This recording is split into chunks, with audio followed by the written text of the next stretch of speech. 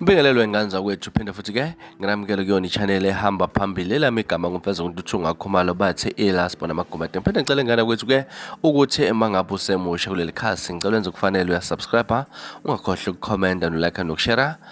Okuyikhona okukhulu kunakho konke wengane zakwethu zenzeke izidaba lapha endaweni ke ekwamhlabela ingane ejozini lapha njengoba umkhonto wesizwe uqhubeka nombhikisho wawo ukuthi ke njengoba kuzokhumbuleka ukuthi uqhubeka lapha ke ukukhuculula ezindaweni zasemadolobheni abantu bokufika abanganazo izivumo zakuleli jozini naye ngenye lapha nomkhonto wesizwe nawuvukwama ngenyawo lapha uzama ke ukukhuculula idolobha ke lapha ke kwatholakala ukuthi kune China eseline mazisi wala eNingizimu Afrika. Ukhale kakhulu ke ngokuthi abantu bakuleli abasebenza emachineni baxhaphazeka. Ngezukwanda kakhulu ngane zakwethu nansi video uzibone amathupha kade kwenzeka ujozini ngosuku lwayizolo.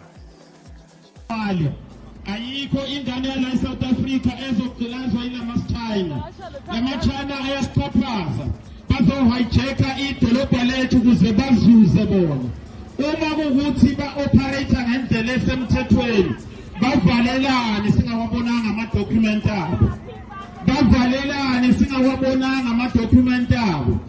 Uyabona mangamkhombisa nali ihlazo sesilitholile. Kuze nizobona ukuthi masikhuluma ngento esithi kuno-corruption kwenzakalani. Njengamanje siphethe nansi i-ID.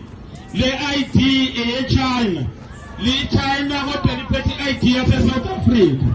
Sibuzeni-ke ukuthi bangakhi abaphethe ama-ID afana nale.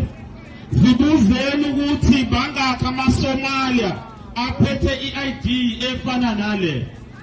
Umkhonto wesizwe akuwona ngeke silidayise isizwe. Umkhonto wesizwe ngeke udayise